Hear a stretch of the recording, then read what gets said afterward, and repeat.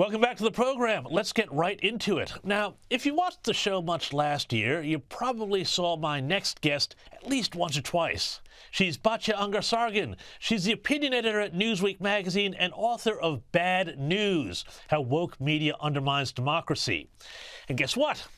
She's got a new book coming out soon, so go get onto Amazon and pre-order this one now. It's called Second Class: How the Elites Betrayed America's Working Men and Women. And I'll tell you what, I suspect it might have a few things to say to Australians too. Batya, welcome back to the program and Happy New Year. First of all, I want to get straight into this idea of the elites. The term is thrown around a lot, but it's often left undefined. Who are we talking about here, and how do they differ from everybody else?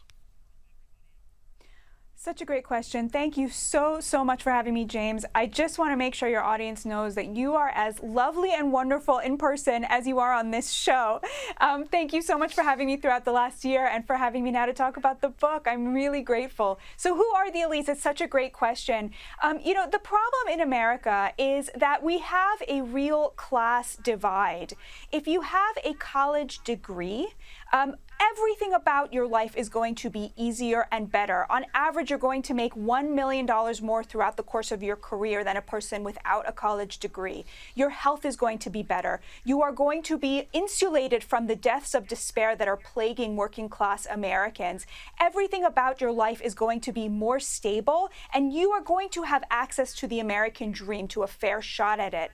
The problem is that if you do not have a college degree in America, these days you are considered second class by those same college-educated people. They are hoarding the American dream and keeping it out of reach for people who do the kinds of jobs, James, that we actually rely on to survive, right? Working class labor is the backbone of this country, of any society, right? I mean, if all of the journalists disappeared, people would still have something to eat, right? If all of the truck drivers disappeared, we'd be totally screwed. And it's so unfair. We've basically broken the contract with the working class. And when I use the word elites, I'm talking about people who are in that top 20%, that top quintile, who really are now making double the median income and have access to all of those benefits that I enumerated. And they also have a whole ideology that protects them from having to admit how much they benefit from income inequality.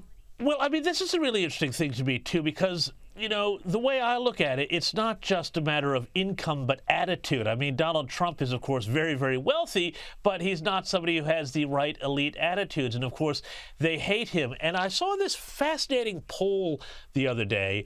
They looked at elites, 1%ers, people in that top sliver of income earners and Ivy Leaguers, and they found that these people are much keener on banning and rationing cars and air travel in pursuit of climate targets.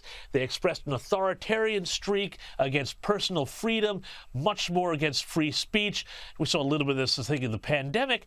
But this attitude translated into the fact that they command so many of the sort of controlling and commanding heights of the culture. That's pretty dangerous, isn't it? Absolutely. And the two go hand in hand, James. That's the crucial point here. This desire to control, this intolerance towards people who disagree with you politically, the sneering vis-a-vis the working class.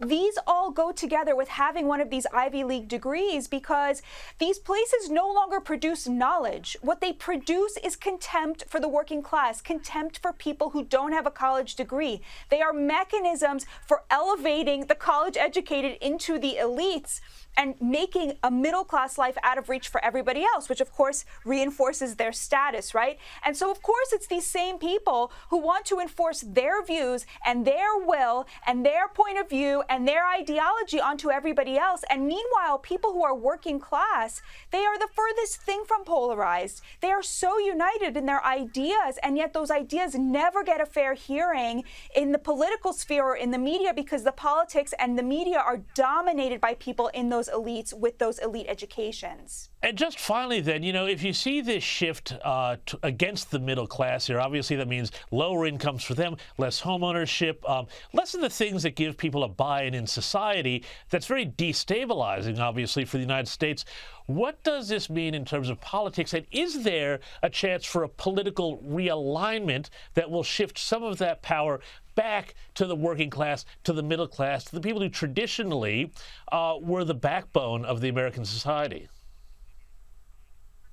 I'll tell you, James, a lot of working class people see Donald Trump as a manifestation of what you just described. His entire economic agenda, whether it was starting a trade war with China, policing the border, getting rid of NAFTA, all of these things put money in the pockets of working class Americans. And more than that, it gave them dignity again. He said to them, we're going to create an economy that works for you. Unfortunately, the Democrats are now the party of the college-educated elites and the dependent poor, right? What they want is everybody living off the government who makes under $100,000 a year, all of manufacturing done in China, and then a whole new caste of working class slaves brought in from poor countries with failed socialist governments like Venezuela, right? That's how the Democrats see it. But the Republicans without Trump, this is the party of tax cuts and free markets and free trade and open borders. I mean, the GOP before Trump was very much the party of corporations and the elites. And let me tell you something, working class conservatives, they don't want to see a party siding with corporations. They want to see it siding with the little guy. And so Donald Trump really was that realignment. The problem is that neither party wants to admit it. Batya Ungar-Sargon, I could talk to you about this stuff all night. Thank you so much. And everybody out there, go pre-order her book. Thank you so much for your time.